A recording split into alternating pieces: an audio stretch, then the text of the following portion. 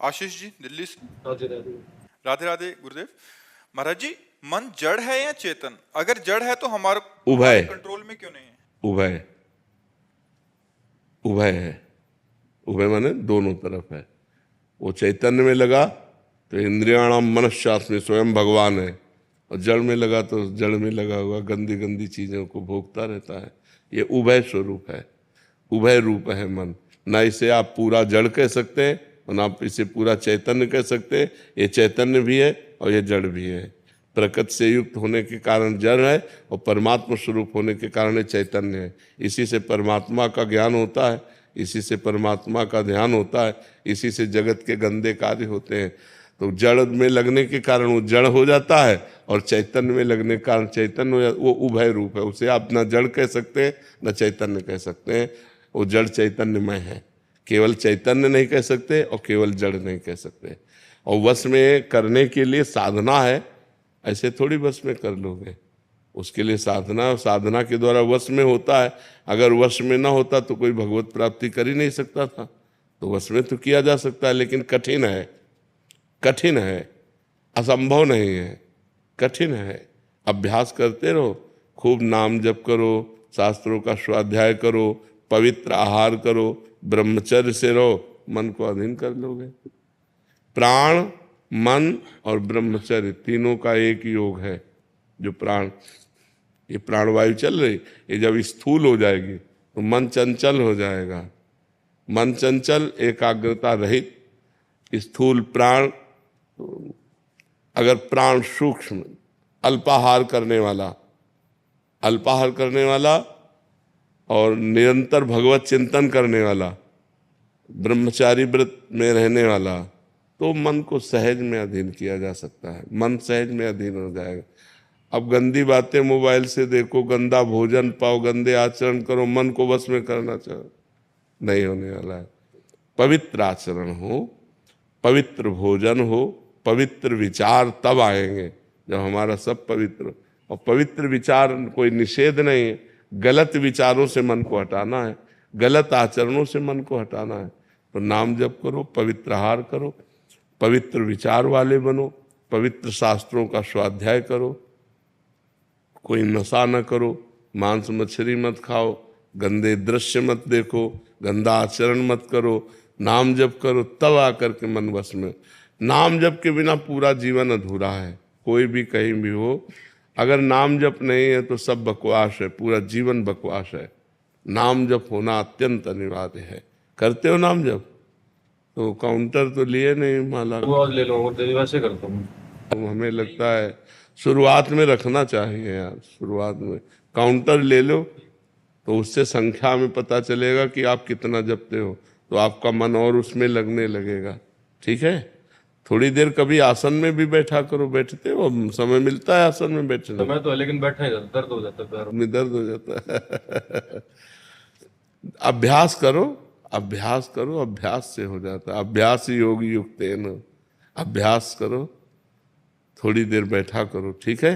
वाहिगुरु जी का खालसा, वाहिगुरु जी का खालसा। आओ विराज।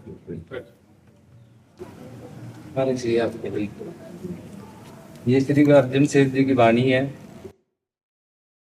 बाबा बुड्ढा साहब पार ब्रह्म परमेश्वर अंतर्जामी, मधुसूदन दामोदर स्वामी, ऋषिकेश गोवर्धन धारी, मुरली मनोहर हरिरंगा, मोहन माधव कृष्ण मुरारे, जगदीश्वर हरि जीव असुर संहारे, जग जीवन अविनाशी ठाकुर घट घट वासी है संगा, धरणीधर ईश नरसिंह नारायण, दाड़ा अग्रे प्रथमी धरायण। मतलब 12 भगवान। बामन रूप की ओ तुझ करते सब ही सेती है चंगा, श्री रामचंद्र जिस रूप न देखिया, बनमाली चक्रपाणी दरस अनूपिया, सास नेत्र मूर्ति है सहसा, इकुदाता सब है मंगा। बहुत सुंदर। भगति वछल अनाथ नाथे, गोपीनाथ सगल है साथे, वासुदेव निरंजन दाते, बरन साको गुण अंगा, मुकुंद मनोहर लक्ष्मी नारायणी, द्रुपति लाज निवारण उदाहरण, कमलाकंत करहि कौतूहल, आनंद विनोदी निसंगा, अमोघ दर्शन आजूनी संभव, अकाल मूरत जिसु कदे नाही खो, अविनाशी अविगत अगोचर, सब कुछ तुझ ही है लंगा, श्रीरंग वैकुंठ के वासी, मछु कछु कूरम आगिया अवतर राशि, केशव चलत करहि निराले की तालोड़ई सो होइगा, निराहारी निर्वैर समाया, धार खेल चतुर्भुज कहाया, सांवल सुंदर रूप बढ़ावहीं, बेणु सुनत सब मोहेगा, बनमाला विभूषण कमल नयन, सुंदर कुंडल मुकुट बैन, शंख चक्र गदा है धारी, महासारथी सत्संगा, पीत पीतांबर तृणवण धणी, जगन्नाथ गोपाल मुख भणी, सारिंग धर भगवान बिठुला, मैं गड़त न आवे सरभंगा। बहुत संभाल के विराजमान करो। तो महाराज जी आपकी सेहत के लिए हजूर साहब ने प्रार्थना की गई थी कि आपके लिए हम इस वाणी के बारे में बता रहे थे महाराज श्री। ये ना गुरु अर्जन साहब महाराज के शहर में बाबा बुड्ढा साहब, बाबा गुरदास साहब जी सिख हुए उनके।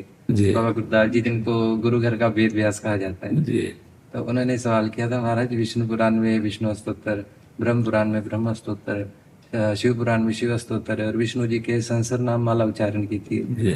तो आप हमें कृपा कीजिए, परमेश्वर के कोई संसर नाम माला उच्चारिए जिसमें प्रभु के शेषनाग जो संसर नाम लेता है, ऐसी कोई हमें भी दीजिए कि जिसको पढ़ के हम भी अपना जीवन उद्धार करें। तब गुरु अर्जन साहब जी ने ये संसर नामे वाणी मारू राग में उच्चारी थी, इसको सिख पढ़े और परमेश्वर के सरगुण निर्गुण सारे नाम जो है सब, हाँ, उसको सब आ जाए एक ही में सब। परमेश्वर के कीर्तन नाम क्रिया से जो नाम किए हैं, भगवान के सब अवतार भी हैं, सब अवतार उसमें आ जाए और हम पे कृपा हो जाए। हाँ, पुराने जो सिख होते थे अपना जो ब्रह्म मुहूर्त का नेम शुरू करते थे ना, तो इस वाणी को सबसे पहले पढ़ते थे, जिसमें प्रभु के सारे नाम आ जाते, सारे अवतार आ जाते, सारे अवतार आ हाँ, बहुत सुंदर, बहुत सुंदर।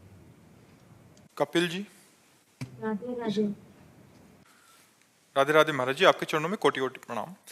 महाराज जी, आपको सुनने के बाद ऐसा अनुभव हो रहा है कि अब मैं विदेश में रहती हूँ, तो अब विदेश में मन नहीं लगता, मन करता है सब छोड़कर भारत लौटें और राधा रानी की सेवा में जीवन बिताएं। लगता है जैसे ये जन्म भारत में लेकर भी विदेश चले जाना दुर्भाग्य था, अब बच्चों को भी यहाँ की शिक्षा देना। हाँ, वैसे बहुत सुंदर अनुभव हो रहा है, ये बहुत सुंदर अनुभव हो रहा है, क्योंकि विलासता पूर्ण देश से हट करके धर्म प्रधान भारत देश है, अपनी मातृभूमि में आकर भगवद आराधना करते हुए जीवन व्यतीत करें, यही जीवन का परम लाभ है। ये तो परम लाभ है। हम इसे सौभाग्य नहीं समझते कि खूब वैभव मिल जाए, खूब रुपया पैसा भोग विलासता मिल जाए और उसमें परमेश्वर को भूलकर, प्रभु को भूलकर हमारा प्रतिपल विलासिता में जाए, गंदे आचरणों में जाए।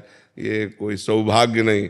सौभाग्य तो ये है कि हम जागृत हो जाएं, कि हमारा एक पल भी भगवान के सुमिरन से बिलग न जाए, हर पल भगवान का नाम चलता रहे और हम धर्म पूर्वक अपने जीवन के लिए कुछ न कुछ कमाया जाए। तो भारत कोई गरीब देश थोड़ी है, यहाँ भी सब वैभव विलासिता। हाँ, उतनी विलासिता की छूट नहीं है। यहाँ ये धर्ममय देश है, इसलिए यहाँ धर्म की महिमा है। वहाँ लोक परलोक की कोई वार्ता तो है नहीं। अब यहाँ अपने देश में जीवन मुक्तता, परमेश्वर की प्राप्ति, धर्म का मार्ग, तो मुझे लगता है कि अब जो विदेश में जिनको कुछ ज्ञान हो रहा है, जो धर्म में चल रहे हैं, हमारे भारत के ऋषियों से ही है, पूर्व से लेकर के अभी तक भारत के ही महात्माओं से ही है। जो भारत के गुरुजन गए, महापुरुष जन गए, वही जगाए जा कर के उन लोगों, केवल उनकी भोग विलासता, कमाओ खाओ भोगो, बस इतना ही है। उनको कोई परमात्मा, कोई जीवन मुक्तता, कोई मोक्ष, कोई परम पद, कोई अकाल पुरुष, ऐसा उनका कोई परिचय ही नहीं है। तो हमें लगता है कि बड़ा सुंदर भगवान ने कृपा की जो आपको ऐसी बुद्धि दी। तो अगर ऐसा विधान बन जाए तो कर लीजिए और राधा राधा जपिए और धर्म से चलिए।